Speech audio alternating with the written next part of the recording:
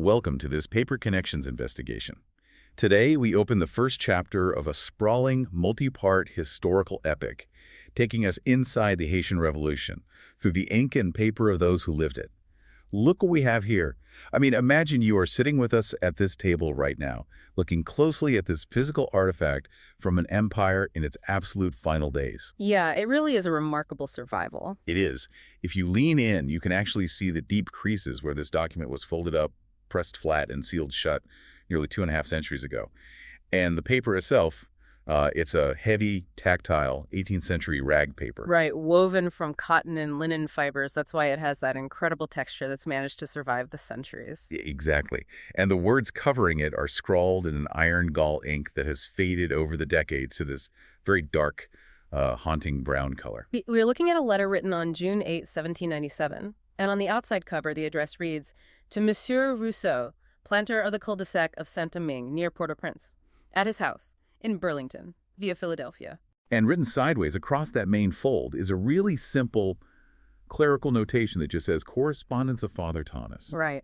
This fragile piece of paper traveled from the burning epicenter of the wealthiest colony on Earth across a war-torn ocean to a refugee hiding in the American North. And the survival of this document is, frankly, nothing short of an academic miracle. It's the key that unlocks a massive unfolding paper trail. Through this specific letter and the ledgers and diaries connected to it, we're going to track the Rousseau, the Turbay, and the Driard families. A vast network of displaced colonial elites. Yes, and we will track them across multiple upcoming episodes of this audio documentary. But before we investigate the macroeconomic collapse and the geopolitical shockwaves surrounding this letter, let's just listen to the voice of its author, Father Claude Thomas, the parish priest of the fortified town of Croix-des-Bouquets. To understand the sheer gravity of this artifact, I am going to read the English translation of this manuscript out loud. And as I read, listen carefully to the juxtaposition of his words. Notice how the mundane concerns of commerce and health just brutally collide with the apocalyptic reality of his surroundings. Right. Let's hear it. To Mr. Rousseau, planter of the cul-de-sac of Saint-Domingue, near Port-au-Prince, at his house in Burlington, via Philadelphia. Croix-des-Bouquets, June 8, 1797. Duplicate. I received, my dear Mr. Rousseau, the letter you had the friendship to write me on March 27 in response to my last of February 10th, to which I would have had real pleasure to reply via Mr. de Rabu if his departure had not been so hasty and if I had not thought I could tell you by delaying something interesting concerning Saint-Domingue. So, a very polite standard opening for an 18th century correspondence. Right, very formal. He continues. I will tell you with all the frankness I am capable of that since our unfortunate separation I've only received 2 letters from you. The first by which you acknowledged receipt of a draft for 2,600 livres that I had sent to the late Mr. your uncle Turbay Lamar, and the other from last March 24. Of all that has reached me from you, I cannot hide the pleasure I felt from this last one, which I needed to reassure myself on your account. I was well convinced of your friendship for me, and for this reason I was all the more worried about the state of your health in which I take the greatest interest. I am very sorry to learn that Madame Rousseau is still sick, and that you yourself are not as well as I would desire, even though you inhabit a country where everyone flocks to seek a new life. Okay, so he's establishing his affection, inquiring about the family's health in America. But the tone is about to shift drastically, isn't it? It is. Listen to how casually he transitions into a war zone update. You will doubtless have learned from Mr. Durabu that the Mirabelet and the Grand Bois had been evacuated. We have just retaken them, but as we have only been in possession of them recently, I cannot give you great details. It seems likely that all will go well. Already several planters have gone up to the hills, the others are preparing to do so, but they did not find on the plantations all the Negroes that had been left there during the evacuation, which worries them a lot. Here, my dear Mr. Rousseau, is all I can tell you of these districts, which I expect to be done by Mr. Durabu, who is interested in it. Wait, so the evacuation of the Mirabelet, that is a massive military movement he's just dropping in the middle of the letter. Exactly. And then he moves directly into the finances. It is not necessary to give you news of this country, for the reason that you are as well informed of it as we are.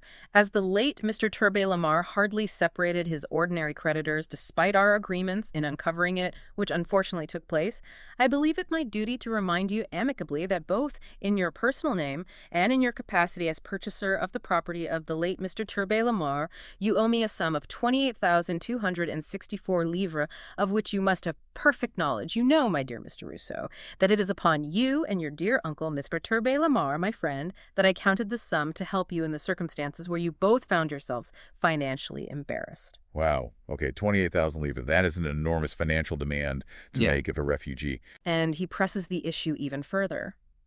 The attachment that existed between us and of which I still respect the memory. The very bonds that unite us, my dear Mr. Rousseau, make claims that your good heart always knows how to appreciate. So I never thought to fulfill the formalities of ordinary creditors. It is solely on your honor and on your friendship that I base myself entirely. I will only observe to you, my dear Mr. Rousseau, that I am becoming old and infirm, and that my misery increases every day. It is up to you to try to remedy it, and you will oblige thereby an unfortunate friend. I do not speak for the present, God forbid, since I know that your current position is as hard as mine, but rather when times will be better, which I desire with all my heart to see arrive as soon as possible. So he's leaning heavily on guilt and friendship. Yes. And then comes this chilling detail. According to what you had the goodness to indicate to me, I keep until further notice a little Negro and some mules, which were left to me free of charge for my use by the late Mr. Turbay, my friend, whom I will never forget because of the great intimacy that reigned between us. I hope you will want to continue it. Farewell, my dear Mr. Rousseau, farewell, as well as Madame, to whom I pray you to present my very humble duties without forgetting Madame de Rabaud, whose sad position I learned with much sorrow. I wish you, as well as Madame Rousseau and your dear children, perfect health, followed by the most perfect fulfillment of your wishes, and then with the same attachment you have known me to have for you, always your faithful pastor and friend, Thomas Curé. And there's a postscript, right? Yes, a very anxious one. Postscript. Good day, full of warmth for me to Mr. Dorbu, 18th June, 1797. The siege of Saint-Marc has been lifted, the enemies have been repulsed from it. I tell you nothing of the advantages we have had there because no one speaks of them. We are quite peaceful at the moment. God willing to keep us so, amen. I hope that Jeremy is also peaceful. I say no more, because I believe you are as well informed of what is happening here as we are. Farewell and always farewell, as well as Madame and your dear children. I mean, wait. I'm stuck in a glaring contradiction here. I'm looking at the date 1797. Right. If the enslaved population has already risen up in mass rebellion and the French Republic in Paris officially abolished slavery across its entire empire in 1794, why is Father Thomas writing as if the old world still exists? It's a surreal disconnect. It really is. He calmly discusses holding an enslaved child. He calculates immense debts. He speaks of planters casually returning to their estates. Is this priest completely disconnected from reality? How does a man of the cloth, writing from a fortified town surrounded by an active, brutal war, sound so utterly focused on bookkeeping? Well, that cognitive dissonance, that is exactly what makes this document so crucial to our investigation. Father Thomas is not disconnected from reality. He is desperately clinging to a reality that is violently dissolving around him. He's in denial. Absolute denial. And to comprehend his psychological landscape, you really have to understand the sheer unprecedented scale of the wealth that had anchored his world. In the late 18th century, the French colony of Saint-Domingue was universally known as the Pearl of the Antilles. Right. It was the undisputed center of the global agricultural economy. This western third of the island of Hispaniola, a territory smaller than the state of Maryland, it produced roughly 40% of the world's sugar and 60% of the world's coffee. You know, we really need to let that economic reality settle for a moment. A landmass smaller than Maryland was generating more sheer financial value for European markets than all the gold and silver extracted from the vast continent-spanning mines of Brazil and Mexico combined. Exactly. It's almost unimaginable wealth. And this staggering wealth was not a product of natural abundance alone. It was built entirely, without exception, upon the horrific architecture of the global sugar trade and the brutal enslavement of over 400,000 human beings distributed across nearly 8,000 plantations. Right. And to grasp the violence of that wealth, you have to consider how sugar was actually produced in the 18th century. It was not a passive agricultural process. It was, frankly, an industrial nightmare. Utterly brutal. Enslaved laborers were forced to harvest the towering cane stalks by hand under a punishing tropical sun, and the cane then had to be immediately transported to the crushing mills before the sucrose fermented inside the stalks. Time was always working against them. Always. These mills consisted of massive, iron-sheathed vertical rollers. They were often powered by water or animal traction, and they continuously ground the stalks to extract the juice. And the danger of those rollers was immense. The fatigue of a 16-hour shift, frequently led to horrific injuries where limbs were caught in the crushing mechanism. And from the mills, the extracted juice flowed right into the boiling houses. There, it was transferred through a series of massive copper cauldrons, each heated by roaring fires, fueled by the crushed, dried cane stalks, which were known as big gas. The heat in those boiling houses must have been apocalyptic. Oh, unbearable. The enslaved workers who were skimming the boiling crystalline syrup worked in that heat, breathing thick, noxious steam, and the entire process ran day and night during the harvest season. Which is why the mortality rate was so catastrophic. The planter class actually calculated it was cheaper to work human beings to death and purchase newly trafficked captives from Africa than to maintain a self-sustaining population. They literally did the brutal math on human life. And the specific geography mentioned in this letter, the Plaine du Cul-de-Sac, that represents the absolute pinnacle of that violent enterprise. The families we are tracking in this investigation, the Rousseau, the Turbet, the Drouillard, they weren't peripheral figures. Not at all. They were the aristocracy of this system. The cul-de-sac is a flat basin stretching just east of Port-au-Prince. But unlike the naturally lush northern provinces of the colony, this specific plain was deeply prone to drought. Which means that cultivating sugar there required an almost unfathomable upfront capital investment.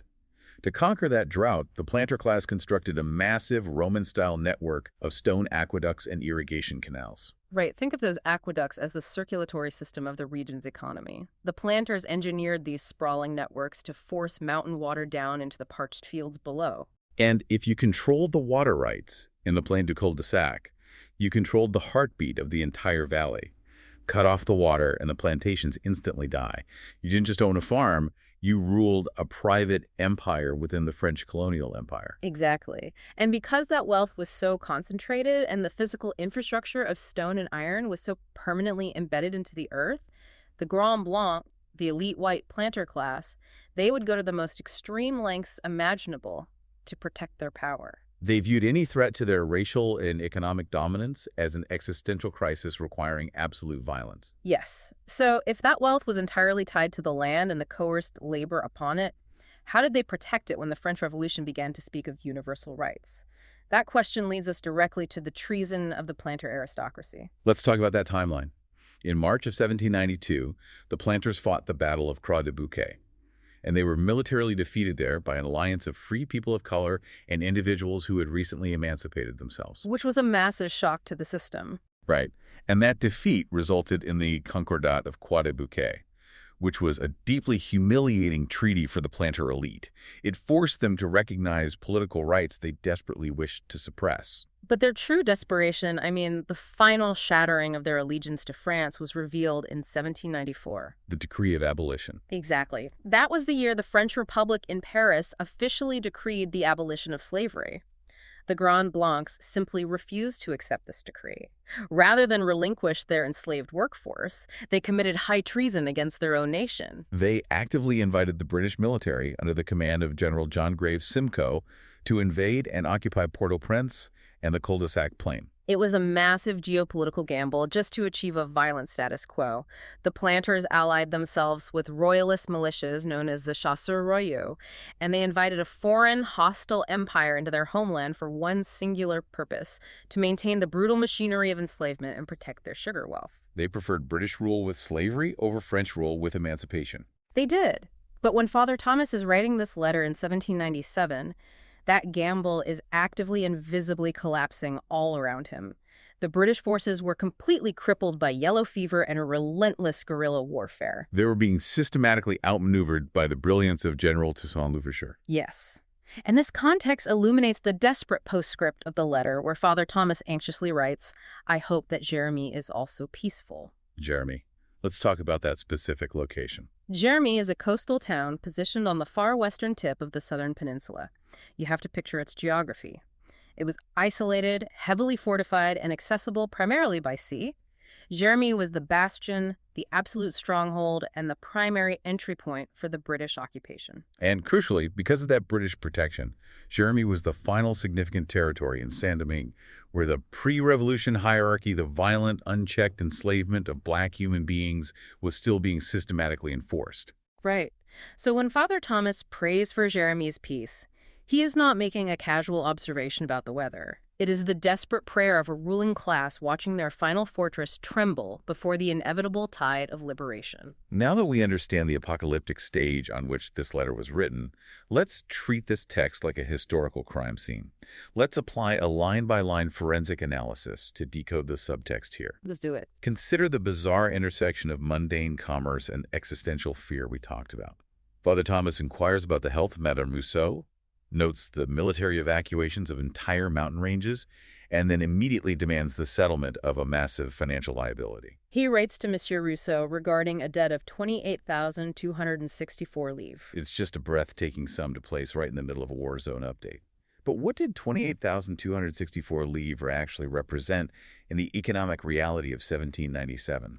How do we even quantify that number? Well, to grasp the magnitude of this debt, you have to look across the Atlantic to the streets of Paris during that exact same year. A common working person, a laborer carrying stones or working in a Parisian bakery, they might earn an annual salary of roughly 300 to 500 livres a year. Wait, so we were talking about over half a century of labor. Easily. Father Thomas is pursuing a single private debt equivalent to over 50 years of uninterrupted peasant labor.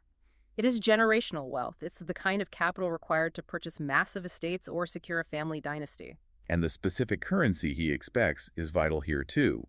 In the colonial economy of Saint-Domingue, elite debt of this magnitude was expected to be settled in hard currency, specifically in gold and silver denomination. And yes, the precious metals. Because the revolutionary government in France was currently issuing a paper fiat currency known as assignats, right? And those were backed, theoretically, by confiscated church lands. Theoretically being the key word there, those assignats were rapidly collapsing in value due to hyperinflation.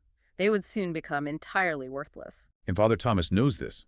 He is anchoring his financial survival to the old world stability of precious metals. He's demanding an enormous fortune in hard currency from a man who has already fled across the ocean. And this relentless pursuit of wealth by a parish priest is intimately tied to the most disturbing element of the manuscript, the ecclesiastical slaveholding. Yes, that line. Embedded deep within the polite, subservient formalities of the letter, Father Thomas writes, "According to what you had the goodness to indicate to me, I keep until further notice a little Negro and some mules which were left to me free of charge for my use." It is a sentence that just stops the heart. A Catholic priest, operating as a spiritual leader, places an enslaved human child in the exact same grammatical and moral category as a pack animal. It really forces us to confront the grim reality of the Code Noir. Let's break that down for the listener. Promulgated by King Louis XIV in 1685, the Code Noir was the sweeping legal decree that defined the conditions of slavery in the French colonial empire. And it did not merely tolerate slavery, it systematized the brutalization of human beings. Exactly. It outlined horrific physical punishments for resistance. It legally defined enslaved people as movable property, as chattel. And it explicitly mandated the Catholic instruction and baptism of all enslaved individuals. Which means the church was not an external passive observer to this system. Religious orders in Saint-Domingue, such as the Dominican order, were deeply institutionally embedded in the architecture of slavery. They owned massive, highly profitable sugar plantations of their own. They operated mills. They systematically purchased, owned, and exploited human beings to fund their ecclesiastical operations. The church essentially provided the theological justification that allowed the Grand Blancs to sleep at night. So Father Thomas's casual retention of this enslaved boy is a devastating reflection of a colonial society where moral dissonance was an absolute requirement for survival among the elite. To him, the child is merely a borrowed tool to ease his increasing infirmity. Right. But the most profound historical realization in this entire document, a moment where the macro history of the revolution is compressed into a single terrifying line, comes when Father Thomas describes the temporary recapture of the mountain districts. Yes, the Mirabelais. He writes that the planters returned to Mirabelais and the Grand Bois, and they, quote, did not find on the plantations all the Negroes that had been left there during the evacuation, which worries them a lot. Just listen to the precise framing of his words there. He says they did not find them, as if they had misplaced their keys or a ledger book. Right. Father Thomas genuinely perceives this merely as a worrying loss of property. He believes the mechanical cogs of their private empire have simply scattered in the confusion of war. But we, looking back through the lens of history, we know the truth of what he is describing. The enslaved workforce had not hidden in the brush, waiting passively for their masters to return. They had walked away. They had actively chosen to abandon the mills. They had dismantled the hierarchy of the plantations and marched into the mountains to join the highly disciplined military forces of General Toussaint Louverture. What we are reading is a real-time, inside account of the first successful uprising of enslaved people in recorded history. Think back to those elaborate Roman-style water aqueducts we discussed earlier. Think of the massive, iron-crushing sugar mills of the Plan du Cul-de-Sac. Without the enslaved human beings forced to operate them under threat of the whip, that infrastructure was nothing but useless stone and dead iron. The private empire of the planter class had not been seized or violently destroyed in this specific instance at Mirabelais. It had simply been walked away from. The enslaved people withdrew their labor, and the wealthiest colony on earth instantly collapsed. And that localized act of walking away, it sent geopolitical shockwaves that shattered the very foundations of global empires. To understand the scale of what happened, we must connect the collapse of the plantations in the Plain du Cul-de-Sac to the grand imperial strategy of France. Napoleon Bonaparte was, in due course, about to seize power in France. And his entire strategic vision for a dominant French empire in the Americas relied upon a highly specific economic engine. Saint-Domingue was meant to be that engine. Napoleon absolutely required the immense liquid wealth of the Caribbean sugar economy to fund his continental wars in Europe. But a sugar colony devoted entirely to export crops requires vast amounts of imported food and timber just to sustain the enslaved workforce and build the infrastructure. Right, you can't feed a workforce on pure sugarcane. Exactly. And that is where the North American continent came into his calculations. The vast Louisiana territory stretching from the Gulf of Mexico all the way up to the Canadian border was meant to serve merely as the breadbasket for Saint-Domingue. It was intended to supply the lumber, the grain, and the salted provisions necessary to keep the sugar mills running. It had no other primary strategic purpose for the French crown. None at all. Without the wealth of Saint-Domingue, Louisiana was a massive financial drain. And because the enslaved people of Saint-Domingue walked away because they systematically dismantled the plantation economy and militarily defeated the British, the Spanish, and eventually the French Empire sent to subdue them, Saint-Domingue was permanently lost to France. The sugar wealth just vanished. This is the macro connection we have to recognize. Because Saint-Domingue was lost, the Louisiana territory became strategically and economically useless to Napoleon. He could not afford to defend a massive continental forest that no longer served its purpose as a breadbasket. The loss of the workforce in the mountains of Saint-Domingue directly forced Napoleon's hand, leading directly to the Louisiana Purchase. The United States doubled in size because the enslaved human beings referenced in this letter refused to return to the sugar fields. It is a staggering historical reality. And that shockwave, the complete loss of this irreplaceable territory and the ensuing continental shift, it makes the survival of this single piece of paper even more impossible to fathom. It really does. If the British Navy was strangling the ports, if revolutionary armies controlled the roads and yellow fever was decimating the population, well, how did Father Thomas physically get this out of Croix-des-Bouquets? Which brings us to the final mystery of our investigation, the postal miracle. How does a fragile piece of 18th century rag paper navigate the death of an empire? We are so accustomed to instant communication today, but consider the sheer physical mechanics of moving this letter from a besieged town in the Caribbean to an exiled planter in Burlington, New Jersey. It required a perilous, multi-stage journey of evasion. Father Thomas penned this in Croix-des-Bouquets. The letter first had to be smuggled out of a fortified, contested zone, likely hidden in the saddlebags of a trusted courier or a merchant, slipping past the shifting front lines of Toussaint Louverture's forces. It then had to reach the port of Port-au-Prince. But the ports were not safe. The British Royal Navy, attempting to maintain their blockade and protect their occupation, heavily patrolled the windward passage.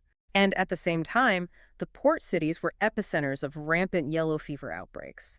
The mosquito-borne virus was utterly decimating the occupying British armies and the local populations alike, turning the harbors into absolute quarantine nightmares. So to even leave the island, this letter had to be entrusted to a merchant vessel or a daring blockade runner operating in the dead of night. And once on the open ocean, the danger only escalated. The Atlantic crossing during the late 1790s was a theater of global naval warfare. The merchant vessel carrying this letter had to navigate treacherous weather patterns while constantly scanning the horizon for privateers. Right. State-sanctioned pirates commissioned by various warring nations just to seize enemy cargo. If the ship was intercepted by a hostile privateer, the mail would likely be dumped overboard or destroyed. Yet, against all mathematical odds, the ship reached the American coast. It likely sailed up the Delaware River, entering the complex refugee networks of Philadelphia. In 1797, Philadelphia was flooded with displaced Saint-Domingue planters. These exiles gathered in specific coffeehouses and boarding rooms, constantly posting notices in French-language newspapers, desperately trying to locate surviving relatives and business partners. From that chaotic hub of displaced aristocrats, the letter was finally routed to a displaced Monsieur Rousseau, sitting in a rented house in the quiet town of Burlington.